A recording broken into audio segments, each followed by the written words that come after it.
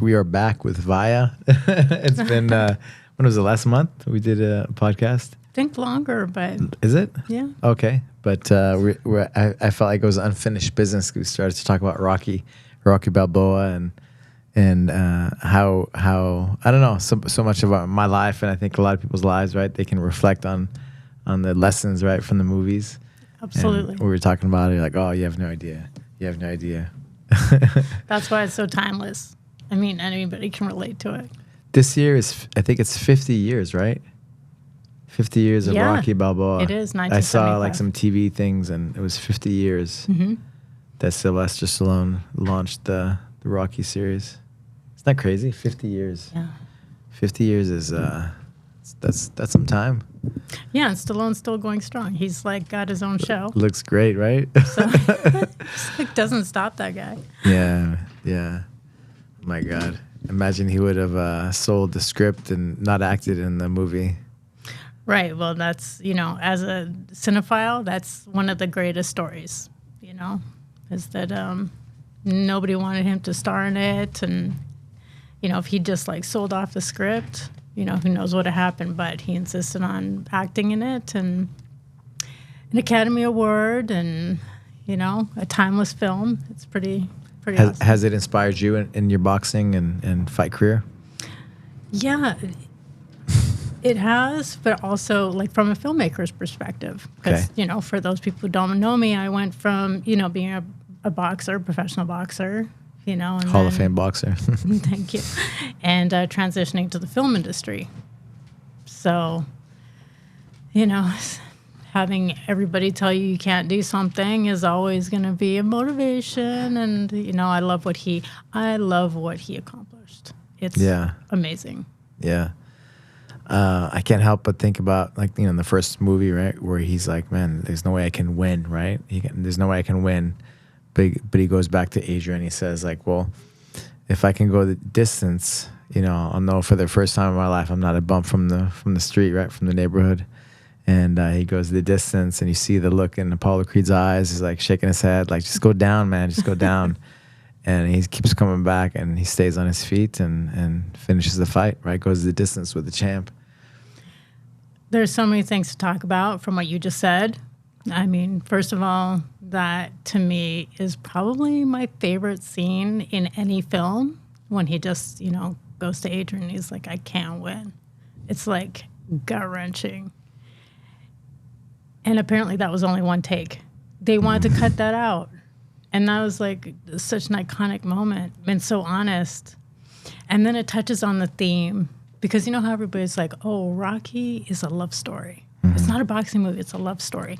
But I think it's not necessarily just a love story with him and his wife. Just a love story. But it's a love story with himself, And that's when he was able to, like, really, I think, feel like what he was fighting for, which was self-worth.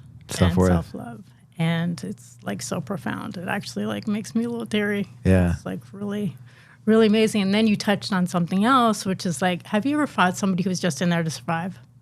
Of course, yeah. They're not fighting to win. How fucking hard that is. It's like somebody who's in there who's fighting to survive. They're hard to take out because they're not going to open up. They're going to hold. They're going to run. Yeah. They're going to be defensive. They're like the most frustrating people to fight, I think. So somebody who's not, not as skilled, if you clearly outclass that person and they're still trying to win, they give you all kinds of openings. But somebody who's not trying to win, they're just trying to survive. It's like really hard and frustrating to fight those people. Yeah, for me, that's the moment. That's the scene that defined all of Rocky Balboa legacy, Sylvester Stallone, right? Mm-hmm. It's like, I can relate, right, to, like, man, like, everybody, the odds are stacked up against you. Like, he's walking around pacing, going to the ring, going to the arena, and he can't find a solution. He's like trying to find a solution, trying to find something he can hold on to, but he's like, I'm gonna lose. He's like, he can't find it, right? He can't see it, But then he finds his win, and his win is, okay, he's still gonna lose the fight, but he's gonna end up on his feet. You know, he's gonna end up, you know, standing. He's gonna make it to the end of the fight, go the distance. I guess, you know, he said, right, nobody ever went the distance with him before, and so he did, right? And it's like when you not, even if you don't win, like, you know, the Sarah Galvan, right, the female, she just won the Europeans, but then in the open weight, she went against this huge absolute girl, right? She's like one of the best, and she lost by an advantage or something. And after after the match, she jumped up in the air even though she lost, because, you know, it was close. It was a close match. It was a really good match. Had the whole arena on their feet, right? But it's not the winning, right? Or how do you define winning, right? Mm-hmm. It's like facing your fears and being brave, being courageous, right? And doing your best no matter what, even if you're gonna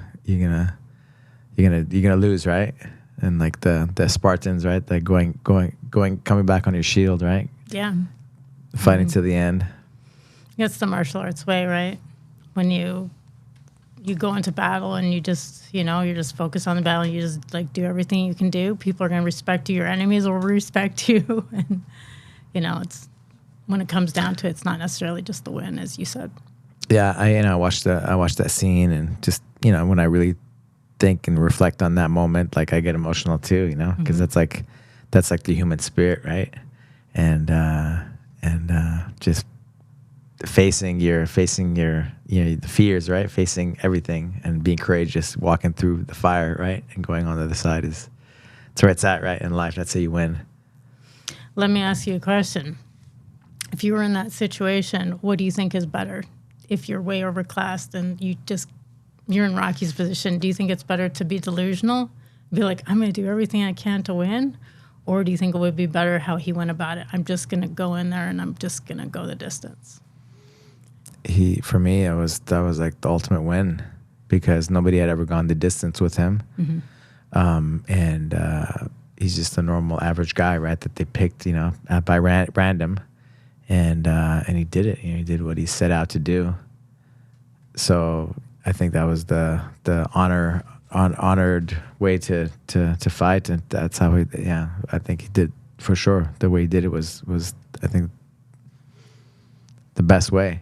You know, I'll give you an example. Like when I fought in the UFC, and I had you know, got my opponent. I hadn't fought for like almost 3 years, and the guy was very seasoned, and they kind of brought me in because they were trying to build him up, right? And I could have won and stuff, right? I had positions and stuff with my jiu-jitsu, but I was, you know, they call those UFC jitters, right? When you have, you know, your first time fighting the UFC, you know, I've been watching on TV for all these years, and you walk out on Mandalay Bay on pay-per-view and all that. And I ended up fighting before Randy Couture and George St. Pierre, who were like the biggest names, right? So I was waiting. I was on one of those cards because they wanted to feature him, I think.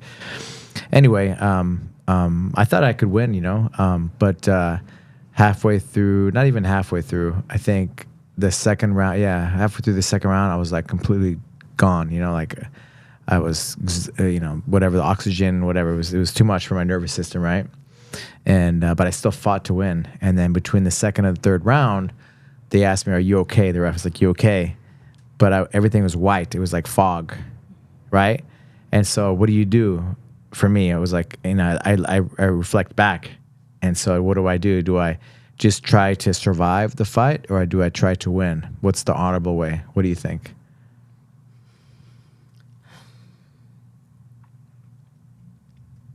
How many rounds did you have left? It was 3 rounds, 3 5-minute rounds.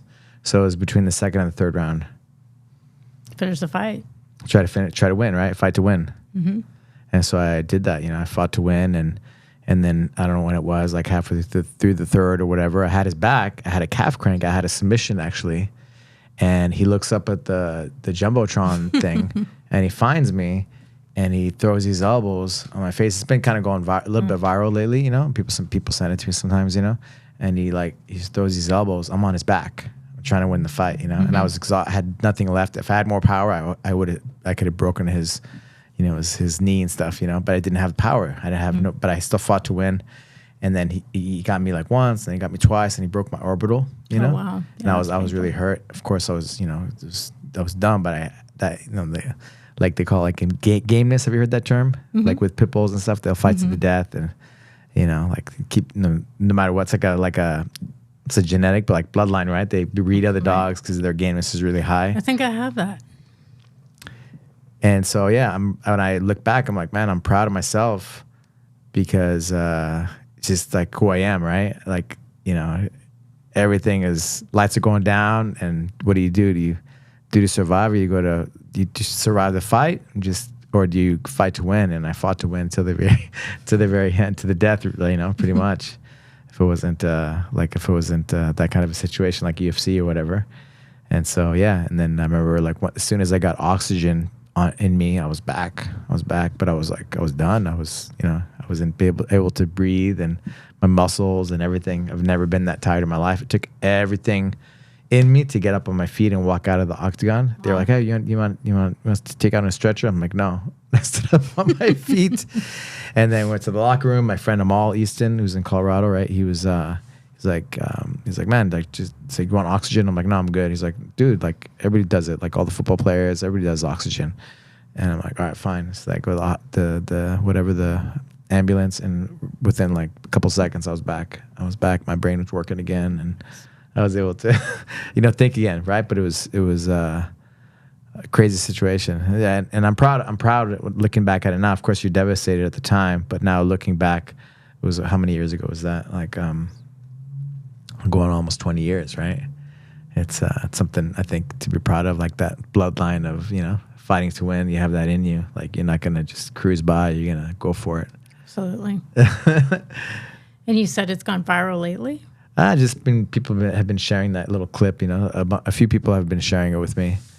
So yeah, it's a cool clip. Like, I'm not for me like at the time, right? But he's looking at the jumbotron and he's trying to find me because he doesn't know where I'm at. I'm on his back, and then he like looks at the jumbotron and then throws elbows on my back to his back, right? And then clipped me once, then twice, and I got hurt. I got hurt, and like I said, I broke my orbital bone, and for about I think 3-4 months, I would look down and it was black. I couldn't see in one area of my visual, and then they were like, yeah, maybe it'll come back, maybe it won't.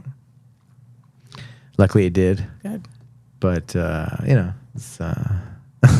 I cracked my orbital bone as well, and you can still see that this eye is smaller than the other eye. Wow. Yeah, but it took about a year to heal. A year? Yeah. So I didn't realize I had it at first, and every time I would like spar or whatever, my eye would blow up huge. So yeah, then I had What to were stay some of the put other there. injuries? So I've been pretty blessed. Not just boxing, but my whole life.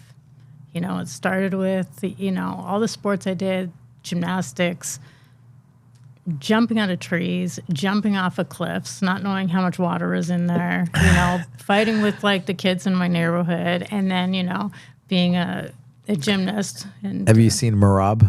You know who he is? A UFC fighter? No. Oh, okay. No, he just does all these stunts. Like there was one time he videos himself jumping into like a frozen lake, and then he gets cut on his face, like on his head, right? And crazy stitches, staples in his head, right? But he does like these random things. Sorry, so I don't know. Tangent. I don't just have like one guardian angel. I have like a whole team because like then I went on to be like a professional kickboxer and boxer, and then I went into stunts, and I've done stunts for 16 years.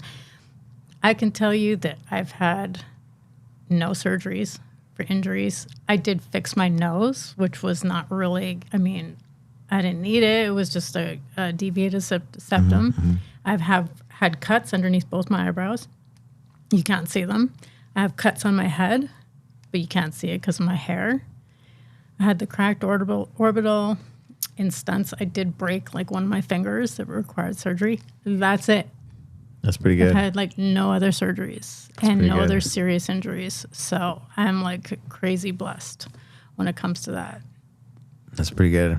Yeah, and I've fallen downstairs doing stunts. I've fallen downstairs. I've done car hits. I've done high falls. I've done all kinds of shit. I'm like, good. You're good. I don't have like, I know people way younger than me, and they've had hip replacements already. Yeah. Shoulder surgery, knee surgeries. You're built tough. I think so. You're built tough. I remember when I first met you, like were you doing stunts for a movie, or were you acting in the? Both. Yeah, I was right? doing like a kind of a stunt acting role. Yeah, There you go. You're built for this kind of life. I Not a lot of absolutely people was. are, right? They can't handle the hits, not the hits, but you know, the impacts and the roughness of whatever the that life, right? I think I have a strong mind too. Like, one of my biggest pet peeves ever is when I walk into the gym and you got teenagers or people in their 20s going, "Oh, I'm getting old." Getting old, yeah. Or "I'm stiff. I'm sore."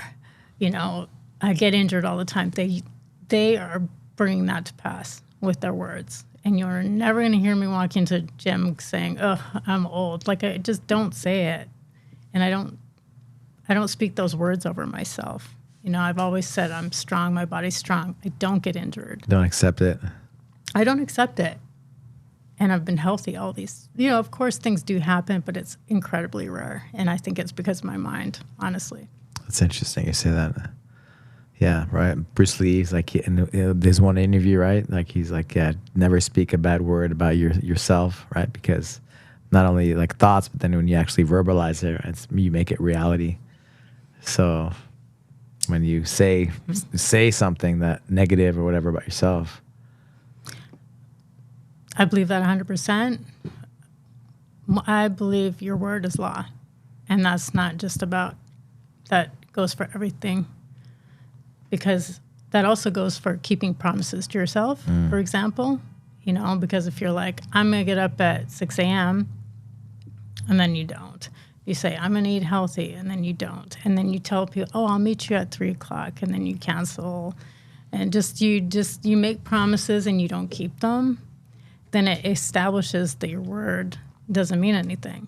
But if, like, every time you say, "I'll be there at 3:05 p.m. on Thursday," and you're there. If you say, "I'm going to get up at this time," you get up. If you're like, "I'm going to eat like a salad every day," and you do it, you establish your word as law. So then when you say, "I'm going to be successful," you know, "I'm going to be wealthy, I'm going to do this, I'm going to travel, I'm going to start a business, I'm going to be a professional athlete," when you start saying those things, they happen because you've established your word as law. And there's so much power behind your word. We're talking about the Rocky when he goes for that walk the night before the fight, right? And he's like, "If I can go the distance," right? But then him, you know, the self-esteem or his value, right? He's establishing his value. Mm-hmm. And so like us giving a promise to ourselves, like, I'm going to be at 3:05, and then showing up at 3:05 and then stringing those things together. Because you can say, right, "I'm going to be a world champion, I'm going to be a professional boxer," or whatever it is that you're going to do. But if you don't follow those little, "I'm going to work out, I'm going to do this, I'm going to do that," and you don't do all those fulfill all those promises, right? Those things don't happen. It's the working in silence, right? Mm-hmm. Nobody's watching, day in and day out. Absolutely. I mean, that's what's such a great practice for life is sports. You know, it's like the discipline and the focus and being like, okay, like for me, I had my little, you know, I had my, pardon me, I had my workout routine, I had my mental training plan, and I had my nutrition plan. And I said to myself, if I follow all these things, then I'll be successful. It's really simple. What were the things? You said 5 things? I said my nutrition plan. Nutrition. My workout plan. Workout plan, like your schedule. Yeah, and my mental training program. Mental training. Mm-hmm. You did that early on. I did. I somehow stumbled upon a book. You know, when I was in the library once, it was the first kind of self-help book I ever read. It was called Creative Visualization. I think you told me about it, right? Right. And it just like laid out, you know, the exercises, you know, on how to visualize success. And I just followed the book, and it was... Yeah, I started to... I put it on audio, and I started to listen to it. And that book was meant to come to me because it was in the wrong section of the library. It was like somewhere where it wasn't supposed to be. And I just like picked it up and put it back down. And then I was like, I think I should get that book. And I went back and I got it. And that was kind of like the basis for where I learned, you know, to use my mind, like for what I was trying to accomplish. Because before that, I was a gymnast. And I was always disappointed and discouraged and frustrated because, first of all, I didn't have any self-esteem. You know, from my background, like with my family, self-esteem wasn't cultivated. You know, I felt really bad about myself. I didn't love myself. I was always just down on myself. And then I didn't go to like a good gymnastics school. I went to like a community center. So, you know, I really wanted to go to like a private school where they had like good coaches and good equipment and more training time. And my parents like weren't willing to, Weren't willing. They weren't willing to, you know, pay for that or drive me there or whatever. So every time I went to a competition, I just like, I felt defeated before I even like competed because I knew I wasn't on their level. How important do you think it is for parents to support? I was just listening to Tom Brady talk to Daniel Cormier. They did an interview, you know, how his dad got him a psychologist. It was called Champion Mindset. Like it just came out yesterday or the day before. It was so good. It was all like gold. Yeah. Just how his dad, hey, let's work on this, let's work on that. And the dad would take him everywhere. And then later on, right after his retirement, he's like, man, like, who are your heroes? He's like, my dad. Yeah. What a difference, right? So I kind of answered the question in a way, but how important how important do you think that is for parents and kids to, you know, for the parents to support their kids and their endeavors? Okay, well, you can answer the question better than me because you're a parent. I am not a parent. But I can say, like, from my experience when I was growing up, I felt like defeated. I somehow had my mom's support. My mom was the one who drove me to class, and she, you know, got involved, like as a gymnastics judge, and she was involved. But my dad was the boss, you know. And when my mom took me to go, we actually had to audition, go to like a good private school, right? And it was, I think, like a 45-minute drive away from where we lived. And then my dad just nixed it. And I think in a way, like, for me, I felt like I always felt like disappointed and defeated. It was kind of like my baseline, the way I always felt as a kid. So it didn't surprise me. And then, so to answer your question, I mean, I can't imagine what I could have achieved if I'd had the support of my parents.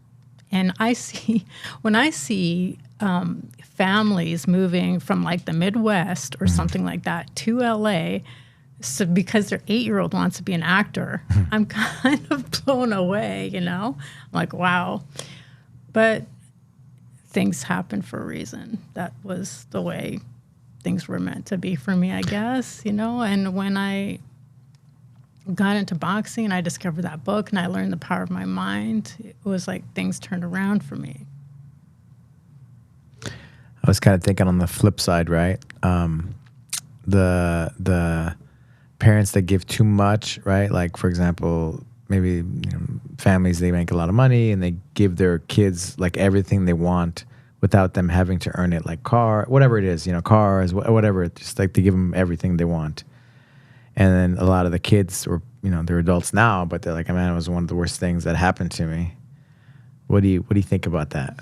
I think that's true too. And that is a great segue into Rocky too, because, Rocky is at a point where he's got the money, he's got the house, the cars. Rocky 3, right? Rocky 3 with Mr. T. Yes, you're right. Sorry, I jumped ahead to like Rocky 3. You got civilized. Yeah. There is no tomorrow. I was wearing that shirt this week in San Diego. Tomorrow. Yeah. So, like when you don't have that motivation, I guess that's like an equivalent to a kid that grows up with everything and the parent support and everything. So, who knows what's good and what's bad? Exactly. Who knows what's good and what's bad? I mean, maybe I needed that experience. Otherwise, I wouldn't have been tough. Yeah, and it wouldn't have made me successful in boxing. And when I trying to prove like, hey, I'm worth it. That's why there's got to be some stuff in the basement, right? You're angry about or whatever, you get unfinished business, right? Yeah, I think that's why the Rocky movies like resonate with me because I went through the same thing where I was trying to like gain some sort of self-worth. And, I knew, like, I was athletic. Clearly, I was athletic. But with gymnastics, I just didn't have the right coach. I didn't have the right training. It wasn't cultivated. I mean, I didn't have the support of my family. And then when I got into boxing, I was, like, a little more in control of my destiny there. But I'll tell you, the boxing gym in Rocky 3 when Rocky flies to California and he hooks up with The Apollo. little shorts running on the beach. But the gym, you know, in downtown LA. Yeah, man. I'm telling Rats, you. right? I'm telling you. Yeah, Paulie was like, even the rats were, what does he say? He's like, even the rats wouldn't go in here or something like that. That was exactly what my boxing gym was like. Exactly. I mean, it almost looked like they could have filmed it in my boxing gym. It was like in the basement of a beer and wine store on Skid Row, attached to like a hotel that had an hourly rate. Wow. And they would pull dead bodies out of there all the time. You know, women soliciting right out front. And I mean, the type with no teeth, let's be honest. Yeah. So like down in this basement, there's like no ventilation. It was just dark and it was just like a free for all, everybody beating the crap out of each other. That was what my first boxing club was like. And I was from a pretty middle class family, but I had to take the bus there and, you know, be in this environment. I don't know. Like I said, the last time we spoke, it was my dharma to be a fighter. Dharma meaning, that was my life path, you know, that was already predestined for me. So I don't remember what the original point was, but. Yeah, just the flip side of, you know, right, we were talking about, you know, the parents supporting you and then that helping or that, you know, is good or bad, right? And it can help you and also hurt you, right? If you have everything already. So who knows, right? But everybody's different. Exactly. I mean, look at some of the most accomplished people in the world. In everything, in athletics and music and, you know, cinema. It's like a lot of them come from tough backgrounds. Yeah. They weren't supported and they didn't have money and all those things. They try to get, sometimes people get psychologists and stuff and like they can mess them up, right? You need to have that stuff in the basement to be able to perform, right? At a certain level, probably after you retire, you should kind of figure it out, right? So you can like not keep those cycles or keep that cycle going, right? But I think overall, some of those things can be good, especially when you're younger, right? To prove stuff, to use that for good, use those things for good. But I will tell you something I noticed when I was boxing was most of the girls that I fought, if they had their like boyfriend or significant other in their corner, I always knew it was going to be an easy fight. That's honestly. good. That's good. If they had their dad in their corner, you're like, oh, fuck, this is going to be a tough fight. So there's something to that. Something about having the dad, you know, like groom their fighter, that was like pretty powerful in my experience. When I look back at the opponents I had, the toughest opponents I had their dad in their corner. That's good. That's good. So if we were going to like make a choice, I'd say, yeah, support your kids. That's, you know, it's like the most powerful thing. Like I didn't have that. So who knows what I could have done, you know, as a gymnast, because I had talent. The talent was there. It just wasn't supported. Yeah, you needed the right coaching and the right people to guide you, right? You know, you were talking about the visualization book and I've been reading, or not reading, but hearing, or, you know, reels and Instagram is there's so much information, right? But there's like this big study that actual visualization hurts like 60%. It hurts like 60% of the people that were visualizing the outcome because it put pressure on them to win, right? To win whatever, to do whatever they're trying to do, right?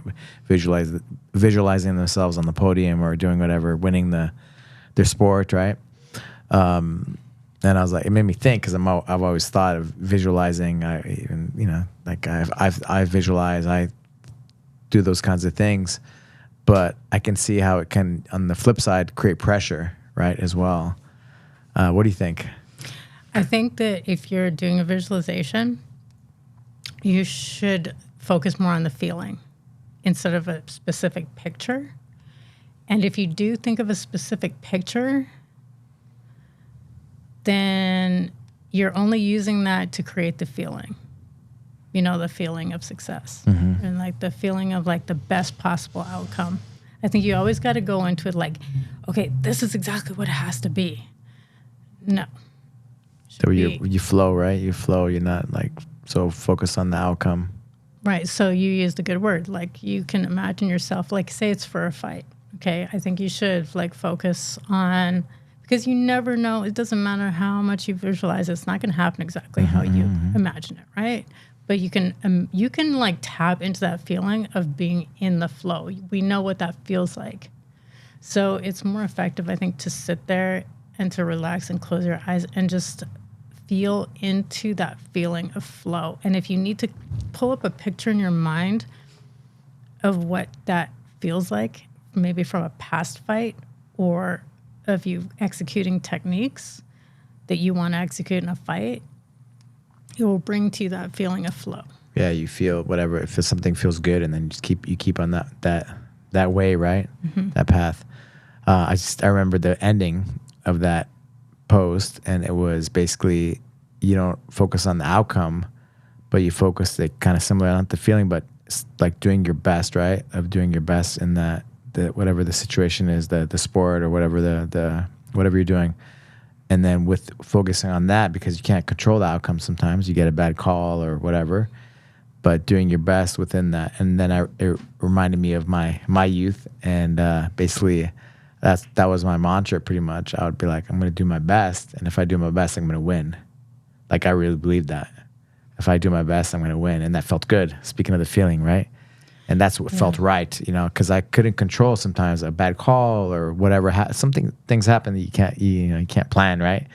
But I could control doing my best with my mindset, believing I'm going to win, with my techniques, whatever, doing my preparation, right? And if I did everything right, if I did my best, I can win. And and that's out of my control, but I did everything I could do, and that always felt good.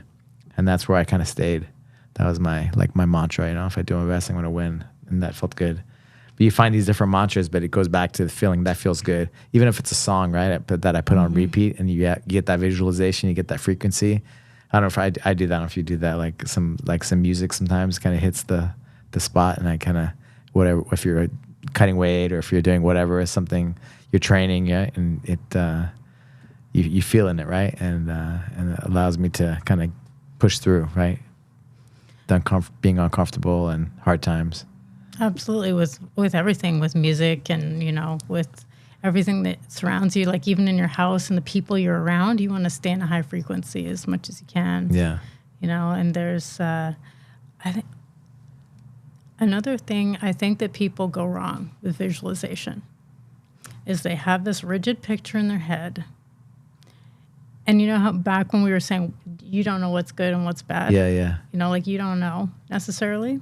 So if you force a picture, you can force the picture in your head, but if it doesn't feel right, it's not going to happen. You have to have the congruency between how you feel and the picture. And if you're forcing a picture and you're feeling an opposite emotion, then that's just going to create more stress. Yeah. It's like, how many times have you wanted like a certain person, and then 10 years later you're like, oh my God, thank God that didn't happen. Or just anything that you once wanted, and you realize years later it's like, oh, that wasn't for me. So, and I don't believe so much in like trying to force what you want on the universe, because how do you know what's best for you? Like this or something better. That's a good mantra. Yeah. I want this or something better. Yeah. Whatever. Something positive and that you can connect with emotionally. I believe we have a higher purpose. I think we have like a state where our life purpose and what's meant for us is fulfilled. And if you just trust that and have faith and keep your frequency high, that's better than like trying to force the things you want, because you don't know what's best for you. Yeah, with Serenade, we had to deal. She got high school, whatever, they complained about her, and she got denied a season for high school, And man, talking about frequency and my energy, I fought like, tooth and nail to the end for this thing. And man, it was draining me every single day, all day long. I was just like, it sucked away all my energy because it was so negative. It was so negative, And I could still like file a thing in the court and this and that. But you know what? Like I'm like, let's go next. Let's focus on this freestyle. That's what matters anyway, you know? We did our best, and but just the energy, right? Like just the thoughts, just me doing that, you know? It was like sucking the energy out of me. It was so negative. Just people hating and trying to bring people down. Kids, making these kids suffer. It was so down. It was so low energy, low frequency. It's unbelievable. I couldn't believe that people would have that in them, you know? But especially people that work with kids, right? That would have that in them, you know? I can't tell you how much that resonates with me, because when I never had any success in gymnastics. That's what I pursued before. I pursued martial arts and boxing, okay? I had never had any success, so I don't know what it felt like. I had this crazy idea that when I was a successful boxer, that people would be happy for me.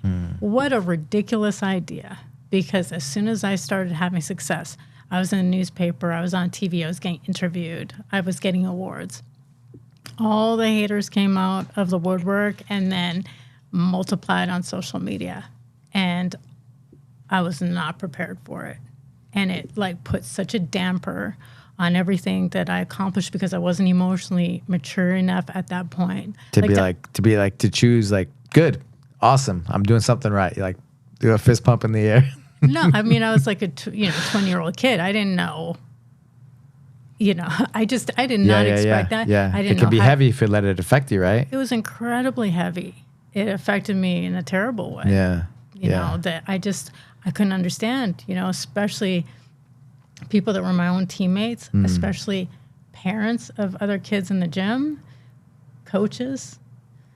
I was like, wow, I never thought that, like, first of all, adults would act that way. And I didn't expect people to be like jealous and hateful and trying to take me down. Like it was all a complete shock. How old was your age at the time? 20. 20, yeah. So yeah, really unpleasant. Yeah. Obviously now that would probably still, bother me, but not even near how it did affect me a lot, especially the online stuff, because there's people doing it that are faceless, or people that don't even know you. And, here it was. And then when I went to Vegas, I moved by myself to another country to pursue, my sport. And just to think, that people would hold that against me it was a tough pill to swallow. But, I would handle it completely differently now that I'm older. Live and learn, right? Mm-hmm. Or like the Jocko, right? The good, when you're in a bad situation. And, so I've been in so many situations where I'm like, I don't say good, but sometimes I just smile, kind of laugh at it, Mm-hmm. Like, it's in a way it's good, but it's like a physical thing that I do, right? That kind of just just laugh at it, like I'm like, it's good, right? It's good that there's hate, there's whatever it is, some emotion, right? So. Yeah, apparently that means you're doing something right. Yeah, right. I mean, because nobody would be talking. Right. Nobody would talk about you if you were, working at a convenience store in Arkansas, probably. So thank you, haters. Thank you, supporters. Thank you, everybody. I mean, don't hate me because you ain't me, but. Yeah. It's all good. We're all doing our best, right? Mm-hmm. I don't take it personal. Let's go back to Rocky. Rocky right. 4. Okay. Ivan Drago. Okay. Here's the fight, like Ivan Drago killed Apollo Creed, He's training Rocky, the training montage. And if we can get along, and he flips everybody, right? He goes from everybody booing him to cheering for him at the end because of his heart. What is Rocky? What do you think about Rocky 4? What do you think of? Okay, Rocky 4 is my favorite one. Oh, yeah? 1 and 4 are my favorite. 1 of 4. Okay. So here's what I take away from Rocky 4. He tells it that Deed loves this line. He tells her like, "I don't stop you from being a woman. Don't stop me from being a man." Something like that. She loves that one liner. It's a good one. Yeah, you gotta have like Rocky's always like struggling until Adrian gives him his blessing. That's like in all the Rocky films. But so I love Rocky 4. But okay, here's what is one of the lesser themes that people don't really focus on as much. All right. Rocky 4, Apollo and Rocky they're retired. Okay, they're living the good life. Yeah.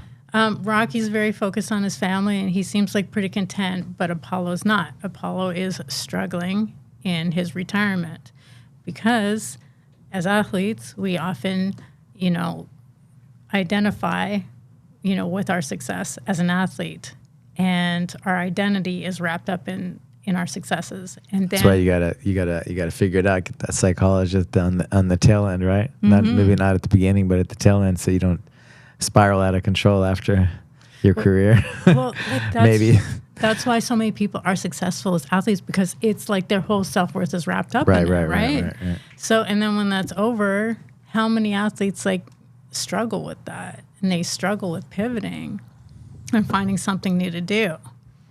And so really what caused Apollo's downfall was the fact that he couldn't pivot. He couldn't, move on, and he fully identified as being a champion. And then when he wasn't that anymore, he struggled. So I'm going to go off on a tangent about another film I just saw. It was called No Other Choice. It's a Korean film. It's a Korean film. So it's about a man who works for a paper company, and he's won some awards, and he's happy working at his paper company. He's accomplished. He's got a nice family. He's got a nice house. He makes good money. Everything's great. Then, okay, there's massive layoffs in the whole paper industry. That's good. And so everybody who once, worked in the paper industry, they're really struggling because now there's like hardly any jobs. And they have to take menial jobs, and they're not happy, and they're losing their stuff. They're losing their houses and their cars, and their wives are not happy. So this one guy, he decides, okay, there's this one job available. He realizes he's maybe not the most qualified, so he decides to kill off his competition. So the movie's all about him killing off his competition so he can get this one job. And like literally killing them? Literally killing them. It's whatever it takes, huh? Yeah, he's just like, that's the best option here. So now, I'm in the film industry. We've had the same thing happen. The strike has caused, like 70% of the jobs to go away. And you have all these people that are like really desperate to like grasp at these like jobs that are left. And it's causing, people are losing their health insurance. They're losing their houses. But then very few people seem to be willing to pivot and be like, my identity now, because I've been through so many professions, my identity is not wrapped up in being a stunt woman or an actor. So, yeah, you're directing, you're working, doing the what's the thing the project you just finished? I just finished a movie called Where's Roxy, and that's what's it called? Where's Roxy? Where's Roxy? Yeah, that's on the film festival circuit. I have another film called U-Turn that's on the film, going to be on the film festival circuit. And I'm always writing. I've written like multiple screenplays and pilots and short films and all these things, and I'm like still trying to move forward. And of course, it's scary. There's the money's not out there like it was. The jobs aren't out there. But you're pivoting. You're moving. It's like what you said. Like, is it good?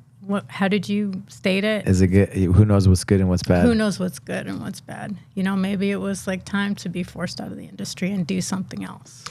I see a lot of things right there saying like it's the biggest boom in Hollywood history because it's not like the traditional kind of jobs, right? It's like these, like all the brands are going to have their storytellers, right? Their, chief storytellers and these kinds of things. And so things are just shifting into other ways of entertainment. I don't know, but it's interesting. But you definitely have to adjust and pivot. You have to adjust and pivot. You can't be stuck in the same lane. And you can't be depressed. That's always going to be the same, yeah. Yeah, you can't be depressed because, you've attached yourself to, this one particular job, this one particular profession. So anyway, that's what happened to Apollo. He just struggled, Didn't pivot. and he didn't maybe focus on, I don't know what was best for Apollo, maybe teaching or starting a business or something like that, but he wasn't happy. And mentored Rocky, helped Rocky out, and then couldn't sit still. Yeah, but rest in peace. But yeah, Apollo Creed. And then got Rocky Balboa. He had to revenge. More brain damage. Yeah, you got to hang it up. There was a legacy, Rocky Balboa legacy, and I guess Sylvester Stallone, he directed all of the Rockies except for 5. Or 1. He did not direct. Oh, one, yeah, okay. But he was a part of the, writing it and the whole thing with 1. Yeah, he wrote the script for the first one and insisted on acting in it, but didn't really have the experience to direct. And then after that, he went on. Took over, yeah. Yeah, and you can see there's like a big difference in the films that he directed, but Rocky 4 was like full of montages, wasn't it? Yeah. Like it was like the montage. It's the ultimate 80s, like, what do you call it? Themes and just like how it was, right, in the 80s. Right. Yeah. I said, I loved that film. I loved Ivan Drago. I thought he was like the best villain ever. And I don't know, Clever Lang was pretty, but like the world has never seen anything like anybody like Mr. T or Clever Lang. I mean, the mohawk, the feather earrings, the gold chains, and his one-liners. Like, I pity the fool, and telling, it's like, hey, let me show you who a real man is, like telling Adrian. Hey, you know what I read? I love this piece of trivia, okay? So, Mr. T brought his mom to the premiere of Rocky III. When Clubber Lang was talking shit to Adrian and saying that stuff, his mom turns to him and goes, "You weren't raised to talk to women like that," and stormed out of the theater. That's right. I love that. I mean, I've seen a lot of interviews with him, and man, he did a lot. He did a lot of good things, I think. Yeah. So he was like a phenomenal villain, and he was really like hammered point that home of like being super focused, and all he cared about was fighting, in like contrast to Rocky. Yeah, the good life, civilized life. Awesome. Well, I'm sure we can talk a lot more about Rocky Balboa and the, the things in our life from those moments, right? That 50 years of Rocky Balboa, and amazing. And then the spinoff with Creed, right? Yeah. How cool is that? Like, the director, right? He grew up watching Rocky movies, right? His dad would always play it before games and things like that. So cool. And then he ended up doing the spin-off, right? And we even got a second, I think, in the Creed 3 here, which is pretty cool. Yeah, those are fun movies too. Yeah. But, they never get old. Yeah, for sure. Thank you so much for coming to hang out and chit-chat a little about Rocky Balboa. I love Rocky Balboa. One of my favorite movie series, both movies, it all goes back to 1, right? But all the things they're epic, from the 2 to 3 to 4, right? Not 5 so much for me. I don't know about how you feel, No, I kind of wrapped it up in my mind after 4. But the Rocky Balboa, the 6th one was pretty cool for me, just because even though he lost, he still won, right? He's older, and it's like, buddy, won everybody over, right? By his by doing what he did. I love it. Yeah. Thank you so much for having me back. I can talk about it all day. yeah, for sure. Can you you said you have the movie projects coming out in the film? So was it Knox? We've got Where's Roxy out. Where's Roxy? Out on the film festival circuit, and we have U-Turn coming out on the film festival circuit, and we've got another one coming out pretty soon. So what's it going to be called? It's called Stunties. Stunties. Yeah, okay. And that is it's behind the scenes of a action TV series. So it's a show about a show, but from the perspective of the stunt department. Cool. And it's, it's a comedy. Cool. So, Nice. Thank you. How can people find out about you? Instagram is the best place, at Vaia Zaganas on Instagram. Awesome. Thank you Thank so you. much. Thank you. Teach me how to flow.